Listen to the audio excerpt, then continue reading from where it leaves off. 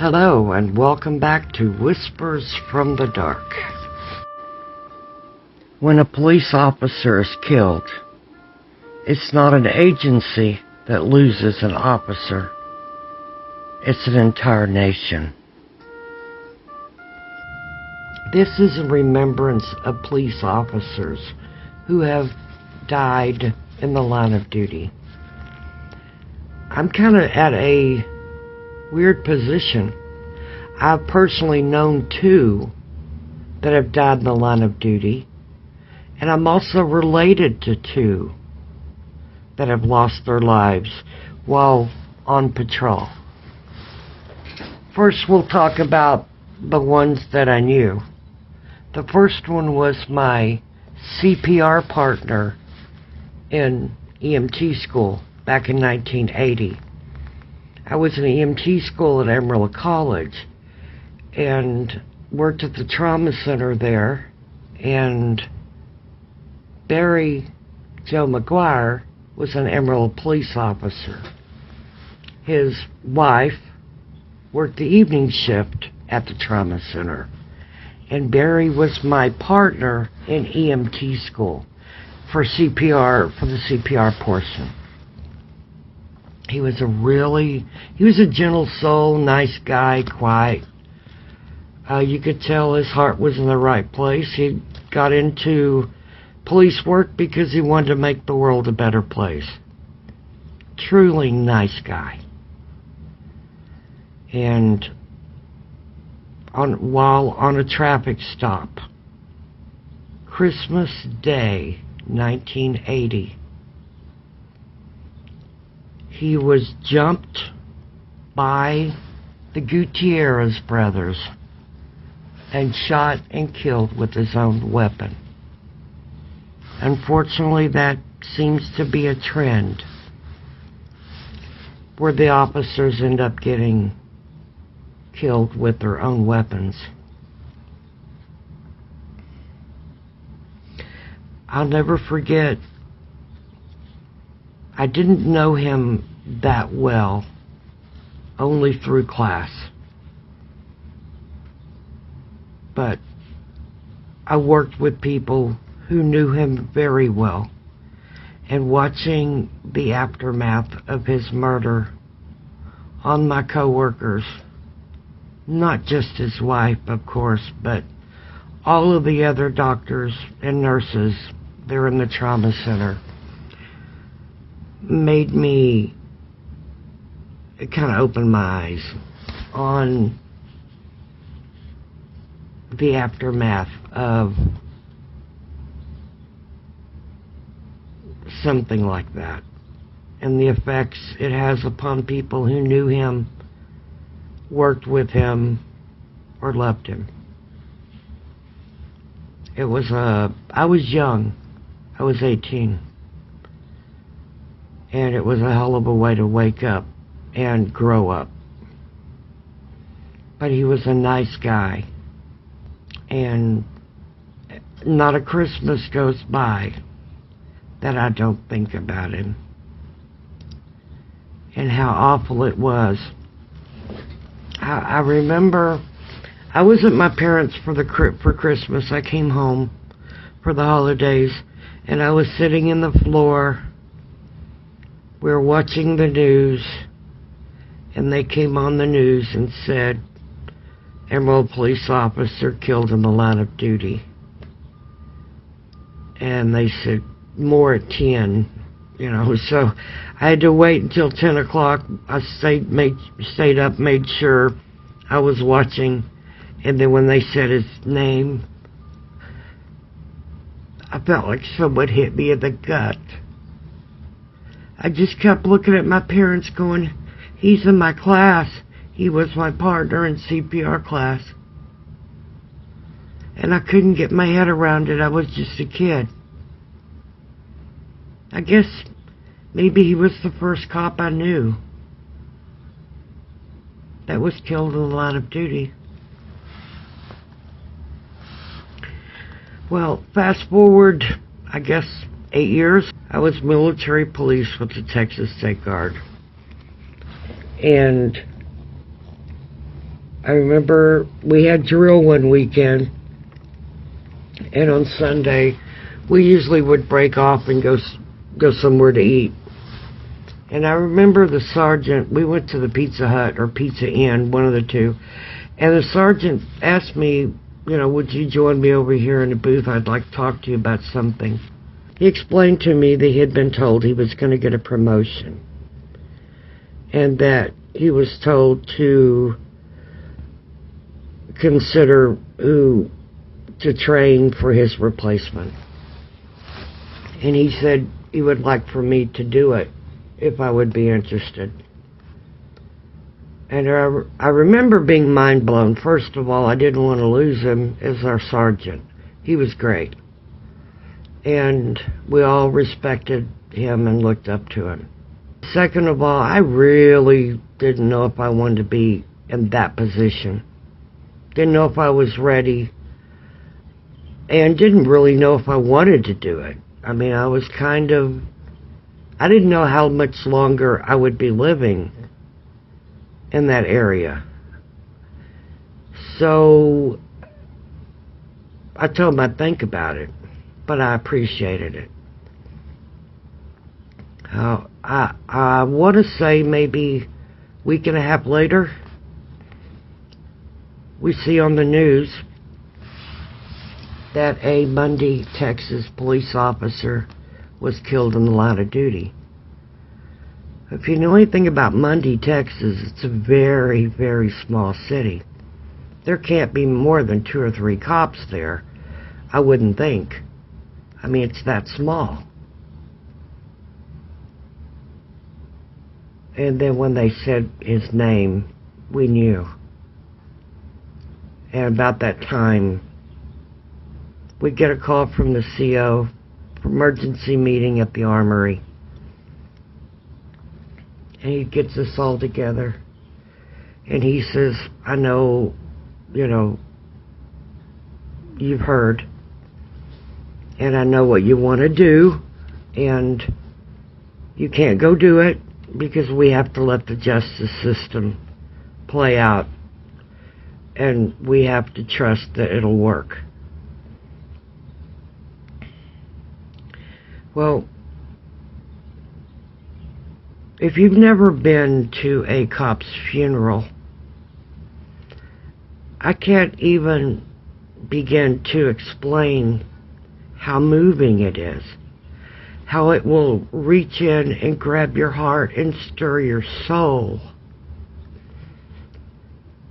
And there's no words where I can explain it. And if you have been to one, my condolences, and I know you'll understand. At a cop's funeral, you'll see police officers from every police department across the nation. I think I even saw them from Alaska, or one from Alaska and Hawaii, and I don't know how in a couple of days' time they could make it here. I just don't get it, but it happened. I saw them. And it was miles and miles of police cars. As far as the eye could see, police cars with their lights going.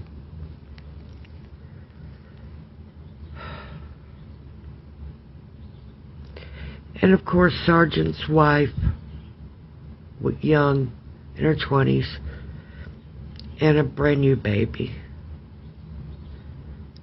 Ripped my heart out. Sergeant Patton was truly a good guy. He was a nice guy. We all looked up to him, not just because he was our sergeant, but because he was a nice guy. He was a civilian police officer, and of course, we were Texas State Guard military police as well. He was a husband and a father to a baby, little baby girl, and when he talked about her, his face lit up, just like it should. He loved his wife and that baby so much.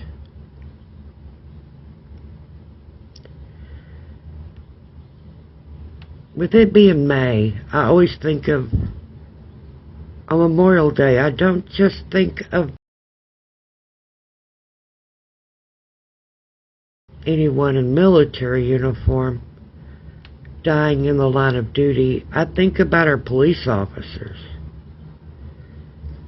because we should remember them every day as well as our military, but especially in May. Most departments around the 15th of May have some type of a fallen officer memorial ceremony. And every year, as far back as I can remember, my mother has gotten an invitation to come to the Dallas Police Department and basically represent Officer John Crane, that was killed while on foot patrol downtown Dallas in 1923. He was on foot patrol, walking down the sidewalk in front of businesses. He heard a noise inside of a pharmacy, and this is about 3:30 in the morning. And when he heard the noise, he stopped, turned and looked, and realized there was a light on in the back. So he cups his hands around his eyes, bends and looks towards the light through the window. And about that time, one of the burglars inside shot through the glass and got him in the head above his eye. He was almost instantly killed right outside the pharmacy. There were some witnesses, one of which was a Baylor nurse, and then a couple of other witnesses that saw the people run away. The people were later caught, and come to find out, the weapon that was used to kill Officer Crane was also used a month previously to kill another police officer, Officer Gibson, in almost identical circumstances.